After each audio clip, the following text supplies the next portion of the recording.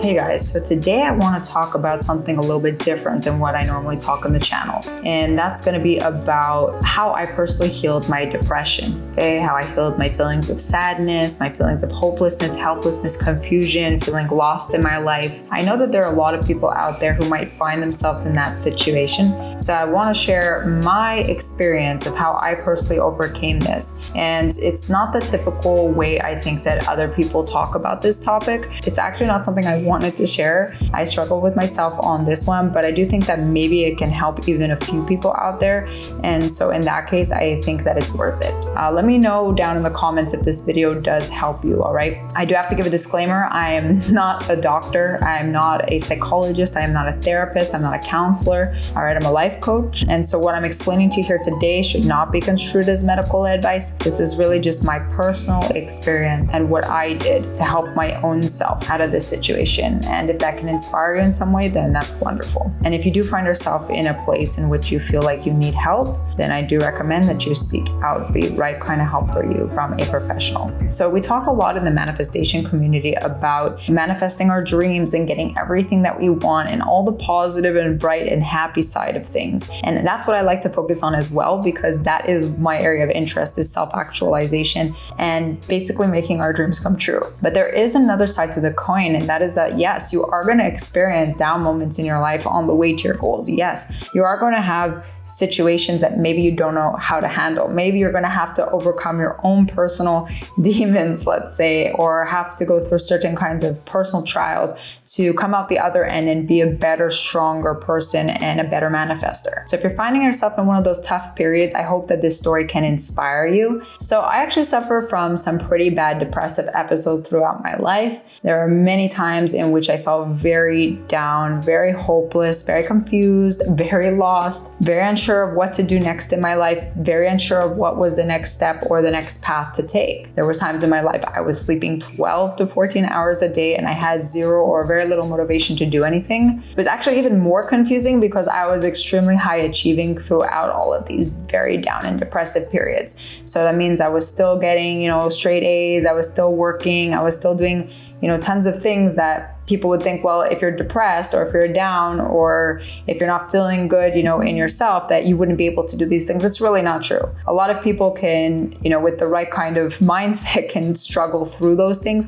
but it doesn't mean that they're enjoying them. It doesn't mean that they're getting life purpose or passion from it. And there's a very big difference, So the reason I'm sharing all of this with you here is because like everything that I teach on my channel, I went through it myself. There's not one thing that I just read in a book or hear somebody else say it that I didn't personally test it out. So I'm only going to share with you guys techniques, methods, tools, shifts in thinking that I personally went through, and they had an impact in my journey to get to the next level. So there were periods in my life where I had good reason to feel these down states, let's just call them. Something bad happened, or it could be understandable, like loss or breakups or struggling financially or not in good physical shape or not in good physical health. So, it would be understandable to people that you would feel this way. But then there was also a lot of times that if I'm honest with myself, there was no real reason for me to feel down or depressed or sad or confused. Actually, everything was totally fine. And from an outsider's perspective, some people might even be very happy to have the things that I had accrued or I'd accomplished. And yet I still would find myself in very down periods and unable to do some of the things that I needed to do. So whether everything is going completely wrong around you, I do understand. I have been in many of those situations in my life. Or whether actually everything is totally fine around you, but you're still feeling down, I'm sure that if you listen to this video all the way through, there's something that you'll be able to take that can make a shift in your perspective. I really am trying to share best insights that I came to that really helped me make those breakthroughs in my life. And I think that they are not conventional, meaning that they're not things that are typically talked about. They're not things that are typically even taught by, I would say, professionals in the field. First thing that really helped me get out of this cycle of going through very long and intense depression states or down moods was dropping the idea that something was wrong because I had sad or unhappy or depressed thoughts. That was a very big part of it, believe it or not. For me, thinking that something was wrong with having a down moment or not having everything perfect in my life or not feeling happy all the time created a lot of resistance. And that resistance actually cycled on itself and made the intensity of the depressive episode longer or worse. Once I actually just was able to accept the feelings as they were, just accept that that's how I was feeling that day, just accept that I didn't really feel like going to work that day. It's okay. It didn't mean I didn't go, but it just meant that it was okay that I didn't feel that way, or it was okay that I felt loneliness or I felt sadness. A lot of people are out there denying their emotions and they think that this has something to do with manifestation. Personally, I don't agree. It just really helped me be able to move forward, right? Because I was just making friends with the feelings that I was experiencing. Instead of like looking at those feelings as enemies and things that I needed to fight and things that I had to fight against, I just saw them as friends. I'm like, okay, they're showing up right now and I'm going to allow them to be here. I'm going to just not make a big deal about it. And I think one of the biggest lies that society tells us and is reinforced by media and social media is that, everything has to be amazing all the time. On Instagram and all these things, all you see is the highlight reel. Even on YouTube, all you see is the highlight reel. That is why I'm making this video, is to show you that there is a certain amount of struggle that I went through, that my clients went through, to overcome these things. It is totally possible to have the things that you want and to feel the way that you want to feel. But it is a process to get there, and that is totally okay. So when our social media is feeding us this BS that basically we need to be happy all the time, everything has to be perfect all the time, and you have to have XYZ or your life is basically meaningless, this is just doing a disservice to yourself, because now you're judging yourself by a standard that honestly doesn't make sense. The only thing that exists is the right here and now, and there is nothing wrong with this moment inherently. We have a range of emotions for a reason. Each emotion is there to tell us something. Each period is there to teach us something. Each one is uncovering something about what we're feeling, what we're thinking, what our belief system is. It's here to help us, actually.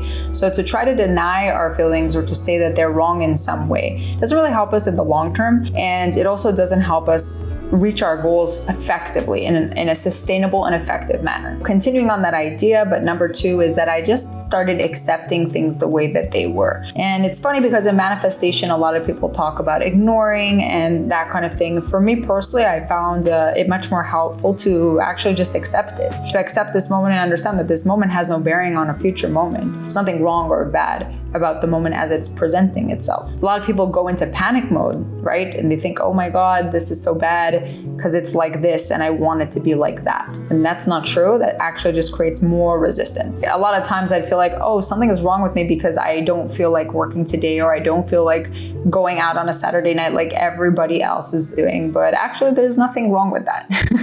Nothing is wrong with not wanting to do what everybody else is doing. A lot of the negative feelings that we have is because we think we're supposed to be doing something. We're supposed to be something. It's one thing to have your vision and to have your goals and to have your dreams of everything that you want, but it's something completely different to kind of beat yourself up for not being there at this exact moment. Third one is super important. This is probably one of the most important points, and that was building trust with myself and building faith in my own viewpoint, in my view of the world. So this one's really underrated because we don't realize basically how much of our life is being dictated by what other people think, or what social media says your life should look like, or what your parents think your life should look like, or what your community or your society or your religion says your life should look like. You may have your vision of what you'd like your life to look like, but if you compare it to the narrative that you've been fed your whole life about what a successful and happy life should look like, they may be in direct opposition, right? And so people might tell you that what you want to accomplish or achieve is bad or wrong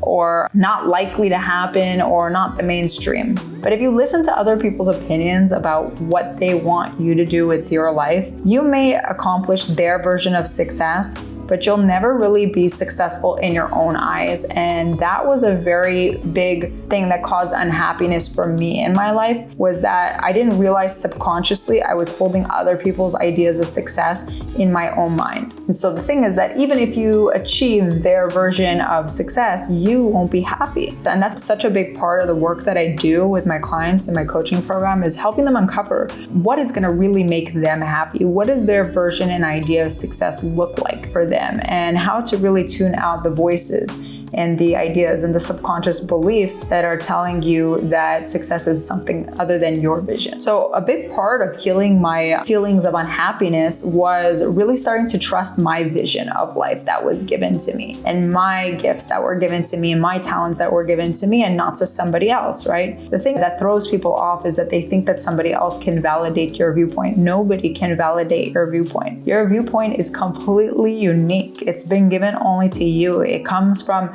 your experiences. It comes from, your unique perspective. And if you don't follow that vision that's been given to you, you're going to find yourself with people who are completely unaligned to the way that you think and feel.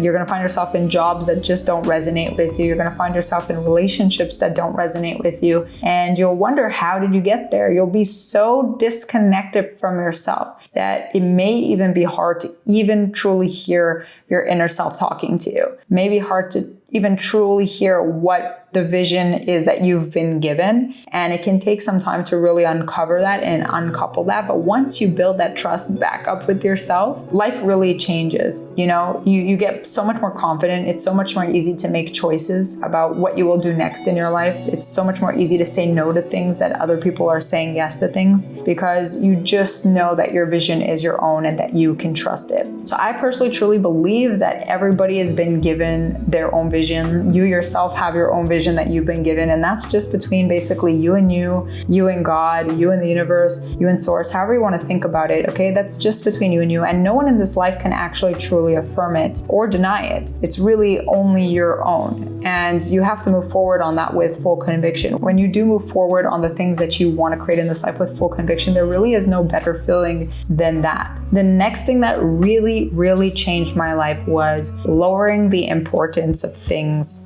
that I typically put a very high importance on. There have been times in my life where believing that something was very important was helpful to me, okay? I believe that being successful was important. I believe that living fully in my life purpose was very important. And that was helpful because it created drive and it created, motivation to move in that direction. Then there were also times in my life where putting so much importance on something actually had the opposite effect. It actually created a lot of resistance because, now there's all this pressure to get this thing. And I know from the comments that I received that a lot of you out there have been putting so much pressure on yourself through the importance of your manifestations, and you're actually keeping them away from you in that way. So lowering importance of things that for years, I had on this high pedestal, that I made it like, if this wouldn't happen, then my life would be meaningless. Imagine if you live every single day thinking that if this doesn't happen, my life is meaningless, you're going to be depressed most of the time. So changing that perspective releases basically so much resistance in your body, in your nervous system, in your mind, and it just frees up your feeling state to create.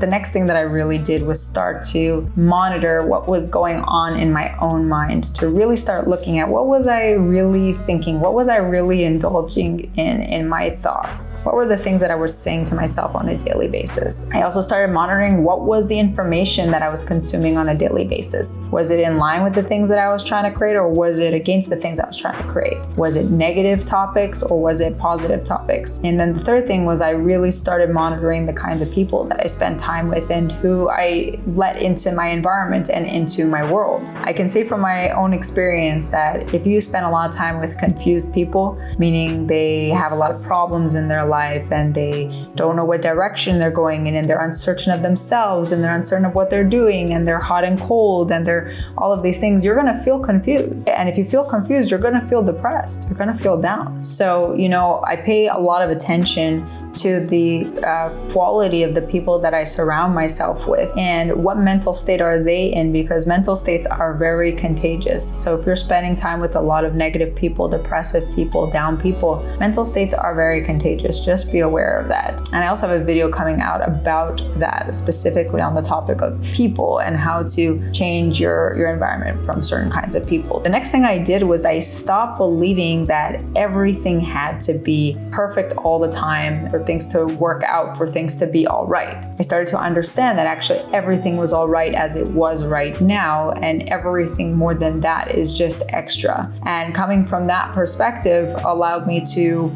again, take off the pressure of feeling like everything had to be perfect or a certain way for it to be good enough. And then these two kind of go hand in hand. I stopped trying to really control external circumstances. I stopped trying to force things to be a certain way for me to be happy. I started taking more responsibility for my internal state and how I personally felt, what I thought, what I was feeling, what I was believing, how I was acting, what were my habits, and putting less of my perspective on, oh, that circumstance out there is not how I want it to be right now, so I'm going to let that control my entire day, my week, my month, my year, my life. And to be able to do that, I actually had to renew my faith in a higher power.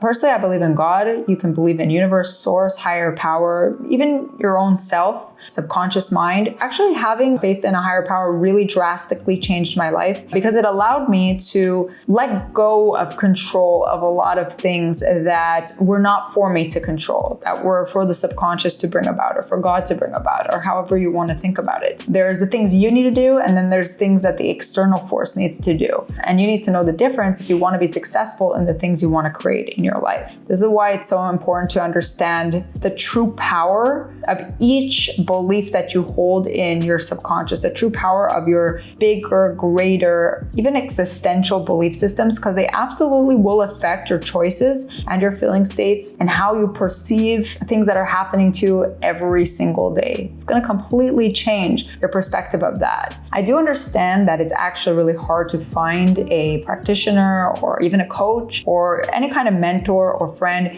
who is skilled enough to help you see your own limiting beliefs, skilled enough to help you see what is your big overarching and underlying belief systems and how those things are dictating your life. You know, for me personally, this has been my life's obsession. So everything that I am talking about here is because I've literally been studying this field my entire life. I started listening to Tony Robbins thanks to my dad when I was like 8 years old. Started very early on personal development. I read my first books like from Freud and Jung when I was 12 years old. Long before I went to study psychology in university, I've been very, very interested in this field. I would say obsessed with this field, to be honest. Even when I spent 10 years in sales, I was looking at everything through the lens of personal development, of our deep belief systems, of how our thoughts and our energy is creating our reality. And it's something that I'm extremely passionate about. I wanted to really share these insights that I came to because I do think that these are pieces that are missing in a lot of people's belief systems and not allowing them to really come to the basis of why they're unable to create the things that they want in their life. So I hope that this helped you. I hope that these examples are things that you can now take and maybe implement into your own life to change the way that you think. And if you want further help, really working with an expert who can help you dig down deep into these belief systems and overcome these challenges so that you can start creating beautiful things in your life, so you can start functioning at a level much higher than just baseline. I'm all about us really self-actualizing in a deep way and creating a life that you could be unbelievably happy with. Definitely check out the link for my waitlist for my coaching program down in the description below. Thanks so much for watching all the way to the end, for liking, sharing, commenting, and subscribing. And I will see you guys in the next video.